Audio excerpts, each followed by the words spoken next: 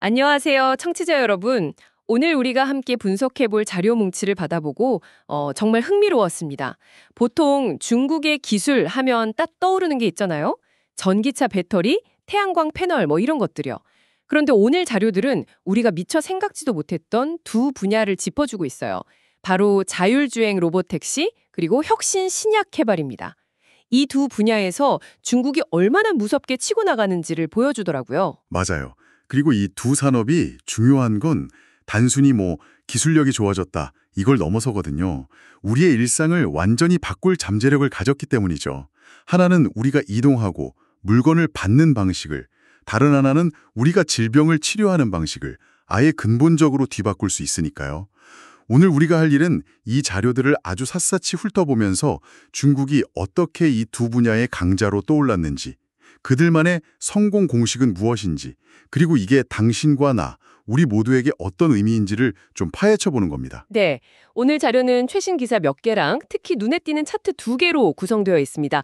하나는 전 세계 신약 개발 파이프라인에서 중국이 차지하는 비중이 어떻게 변했는지를 보여주고요. 다른 하나는 중국이 개발한 신약 기술을 다른 나라에 얼마나 수출하고 있는지 그 데이터를 보여줍니다. 정말 말 그대로 숫자가 모든 걸 말해주더라고요. 자, 그럼 첫 번째 주제인 제약산업부터 한번 제대로 들여다볼까요? 솔직히 불과 한 10년 전만 해도 중국 제약산업 하면 카피약, 그러니까 복제약 만드는 곳이라는 이미지가 전부였잖아요. 그런데 자료를 보니까 이제는 미국 다음 가는 세계 2위의 신약 개발 강국이라고 하더군요. 아니, 10년 만에 이런 변화가 가능한가요? 그 변화가 얼마나 드라마틱한지 이 첫 번째 차트가 아주 적나라하게 보여줍니다. 2013년하고 2025년 예상치를 비교한 막대 그래프인데요. 보시면 미국이나 다른 지역의 신약 개발 파이프라인은 완만하게 성장하는데, 중국을 나타내는 이 빨간색 막대 그래프는 거의 수직으로 솟아오르고 있어요.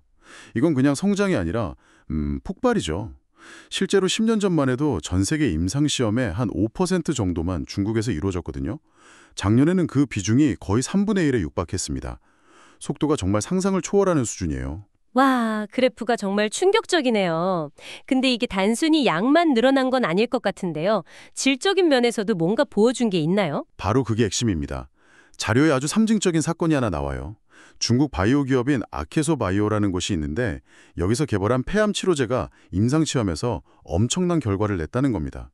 누구랑 비교해서 더 좋은 결과가 나왔냐면 바로 글로벌 제약사 머크의 블록버스터 항암제 키투르다였습니다. 잠깐만요. 치트루다요?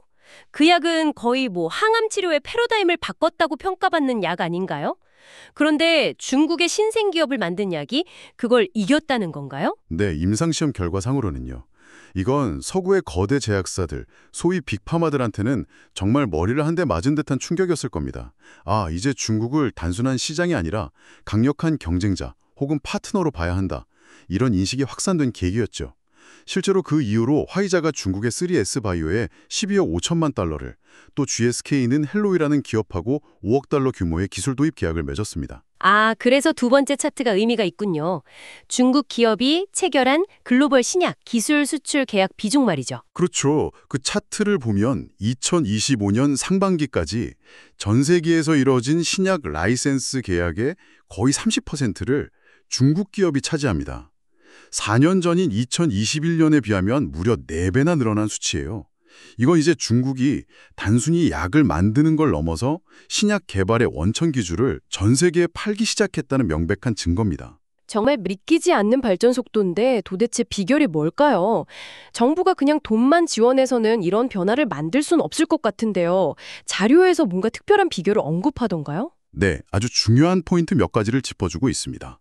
가장 결정적인 건 규제혁명에 가까운 변화였어요. 중국 정부가 2016년에 바이오 기술 강국을 선언한 뒤에 의약품 규제기관 인력을 3년 만에 4배로 늘렸습니다. 그러자 어떤 일이 벌어졌냐면 2만 건이나 쌓여있던 신약 신청 서류가 단 2년 만에 모두 처리됐고요. 임상시험 승인에 걸리던 시간도 평균 501일에서 87일로 줄었습니다. 501일이 87일로요? 거의 1년 반 걸리던 일이 석 달 만에 끝난다는 거네요. 기업 입장에서는 완전히 다른 세상이 열린 거겠군요. 바로 그겁니다. 혁신의 속도를 가로막던 가장 큰 장애물을 정부가 직접 치워준 거죠. 여기에 또 하나의 중요한 동력이 더해집니다. 바로 해외에서 공부하고 경험을 쌓은 인재들. 자료에서 바다거북이라고 재밌게 표현했는데 이들이 대거 중국으로 돌아와서 창업전선에 뛰어들었어요. 아, 바다거북이요. 그들이 돌아와서 그냥 회사를 차린 것뿐만 아니라 서구의 발전 전략까지 같이 들여온 셈이군요. 맞습니다. 그리고 그 전략이 아주 영리했어요. 처음부터 무모하게 완전히 새로운 약에 도전한 게 아닙니다. 초기에는 기존에 있던 유명한 약들을 약간 개선해서 효능을 높이는 소위 빠른 추격자 전략으로 돈과 경험을 쌓았어요. 그러다 실력과 자본이 쌓이니까 그걸 바탕으로 아예 질병을 공략하는 새로운 방식을 처음으로 찾아내는 계열 최초 신약 개발에 본격적으로 뛰어든 거죠. 현재 중국 제약사들이 개발 중인 신약의 40% 이상이 바로 이 계열 최초 신약이라고 합니다. 와, 정말 체계적이네요. 규제 완화로 운동장을 깔아주고 해외 인재들이 돌아와서 영리한 전략으로 성장했다. 그런데 이런 성공 공식이 제약산업에만 해당되는 이야기는 아닐 것 같은데요. 정확히 보셨어요. 이 정부의 강력한 지원 더하기 치열한 내부 경쟁 더하기 똑똑한 후발주자 전략이라는 공식. 이게 그대로 적용되는 또 다른 분야가 있습니다. 바로 오늘 우리가 다룰 두 번째 주제, 도로 위의 미래라고 불리는 로보택시 산업입니다. 아, 로보택시. 사실 이 분야는 미국의 웨이모나 크루즈가 주도하는 줄로만 알았는데 자료를 보니까 중국의 규모가 이미 상상을 초월하더라고요. 최대 업체인 바이두의 아폴로고가 벌써 1000대가 넘는 차를 굴리고 있다고요. 네, 2027년까지는 전 세계에 2만 대를 운영하겠다는 계획까지 세웠습니다. 이미 상업운행, 그러니까 실제 돈을 받고 손님을 태우는 도시만 10곳이 넘는데 이건 미국의 2배 수준입니다. 단순히 테스트만 하는 게 아니라 이미 일상 속으로 파고들고 있다는 거죠. 그런데 제가 자료에서 보고 정말 입이 떡 벌어졌던 건 비용이었어요. 미국의 웨이모 로보택시 한 대 만드는데 13만에서 20만 달러, 우리 돈으로 2억 원이 훌쩍 넘는데 중국 로보택시는 평균 4만 달러? 바이두의 최신 모델은 3만 5천 달러에 불과하다고요. 그렇죠.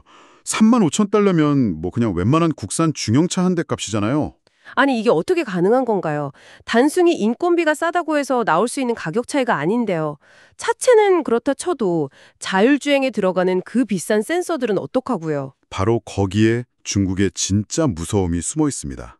첫째, 말씀하신 대로 이미 세계 최대의 전기차 생산국이라 차량 자체를 아주 싸게 만들 수 있는 기반이 있고요. 둘째, 더 중요한 건 자율주행의 눈 역할을 하는 핵심 부품, 라이다 센서 시장을 중국 기업들이 장악해버렸다는 점입니다.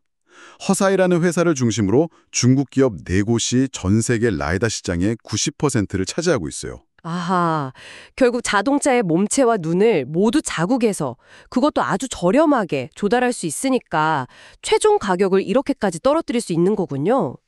제약산업에서 봤던 공식이 여기서도 보이네요. 핵심 기술을 내재화하는 것. 맞아요. 그리고 여기에 정부의 지원이라는 마지막 퍼즐 조각이 맞춰집니다. 제약산업처럼 중앙정부는 자율주행을 국가 핵심 기술로 지정해서 밀어주고 지방정부들은 우리 도시의 로보택시 기업을 유치하려고 경쟁적으로 규제를 풀어주고 인프라를 깔아주고 있습니다. 자료에 나오는 우시라는 도시 사례가 대표적인데요. 도시 전체 교차로 1700여 개의 신호등을 로보택시와 통신할 수 있는 지능형 시스템으로 바꾸고 도로 곳곳에 330개의 센서를 설치해서 로보택시의 안전운행을 돕고 있어요. 도시 전체가 로보택시를 위한 거대한 테스트베드가 되는 셈이네요. 이건 뭐 민간 기업 혼자서는 절대로 할 수 없는 수준의 지원이군요. 자, 그럼 정리해보면 중국은 신약과 로보택시라는 두 미래 산업에서 엄청난 경쟁력을 갖추게 됐습니다. 그렇다면 이제 이 기술들을 가지고 세계 시장으로 나올 텐데 자료를 보니까 두 산업의 해외 진출 전략이 좀 다른 것 같더라고요. 네, 아주 흥미로운 지적입니다. 각 산업이 처한 정치적, 경제적 상황에 따라 전혀 다른 길을 가고 있어요. 먼저 제약산업의 경우 미국은 전 세계 의약품 수익의 70%를 차지하는 절대로 포기할 수 없는 시장입니다. 그래서 중국 기업들은 미국의 정치적 견제를 피하면서 이 시장에 들어가기 위한 영리한 방법을 쓰고 있죠. 그게 바로 자료에 나온 서구 기업과의 라이센스 계약이나 뉴코 설립 같은 건가요? 맞습니다. 아예 아스트라제네카나 화이자 같은 서구 빅파마에 기술을 수출해버리거나 미국의 법적으로 완전히 독립된 자회사, 즉 뉴코를 세워서 미국 시장을 공략하는 겁니다. 여기서 재밌는 건 이제는 서구 제약사들도 중국의 혁신 신약 없이는 자신들의 미래 파이프라인을 채우기 어려워졌다는 점이에요. 서로가 서로를 필요로 하는 일종의 공생관계가 형성되고 있는 거죠. 서로 총부리를 겨누는 게 아니라 일단 손을 잡는 쪽을 택했군요. 반면에 로보택시는 상황이 완전히 다른 것 같던데요. 네, 로보택시는 차량에 달린 수많은 센서와 카메라가 도시의 데이터를 수집하기 때문에 미국에서는 안보 문제로 사실상 시장 진입이 막혀 있습니다. 그래서 중국 로보택시 기업들은 미국을 제외한 나머지 세계를 공략하는 전략을 펴고 있어요. 포니닷 AI는 룩셈부르크와 두바이에서, 아폴로고는 스위스, 영국, 독일 진출을 준비하는 식으로요. 이렇게 장밋빛 미래만 있는 건 아닐 텐데요. 분명히 넘어야 할 산도 많을 것 같습니다. 자료에서 언급된 도전 과제들은 어떤 것들이 있었나요? 물론입니다. 두 산업 모두 아직 해결하지 못한 큰 숙제가 있어요.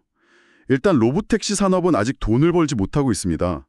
중국의 택시 요금이 워낙 저렴해서 로보택시로 수익을 내기가 만만치 않고요. 또 베이징이나 상하이 같은 대도시에서는 여전히 안전 문제를 이유로 완전 무인 운행 허가를 내주지 않고 있습니다. 제약 분야의 가장 큰 장벽은 데이터 문제입니다. 중국 내 임상시험 환자 데이터를 해외로 공유하는 것에 대한 규제가 심하고 무엇보다 미국 FDA가 중국에서만 진행된 임상시험 결과는 신뢰하기 어렵다. 이런 식으로 매우 엄격한 잣대를 들이대고 있거든요. 오늘 자료들을 쭉 종합해 보니까 중국의 혁신은 거대한 내수 시장이라는 토양 위에 정부의 강력한 지원과 유연한 규제라는 물을 주고 치열한 내부 경쟁이라는 거름을 뿌려서 키워낸 결과물 같네요. 그리고 이 자료들은 이런 중국의 부상을 서구 사회가 어떻게 바라보고 대응해야 하는지에 대한 꽤 날카로운 질문을 던지고 있습니다. 맞아요. 자료의 논조는 분명합니다. 중국을 막기 위해 무조건적인 보호무역 장벽을 세우는 것은 결국 자국 소비자들이 더 저렴하고 혁신적인 의약품이나 교통 서비스를 이용할 기회를 빼앗는 어리석은 선택이 될 수 있다는 거죠. 그보다는 서구 스스로가 혁신하는 방식을 되돌아봐야 한다. 이렇게 주장합니다. 예를 들어 미국 일부 주에서 시민단체의 반대로 자율주행차 운행을 규제하거나 유럽이 혁신으로 얻을 이익보다 잠재적 위험을 막는 데만 지나치게 몰두하는 경향을 비판적으로 지적하고 있어요. 결국 자료의 마지막 문장처럼 미래를 중국이 독점해야 한다는 법은 없다는 거군요.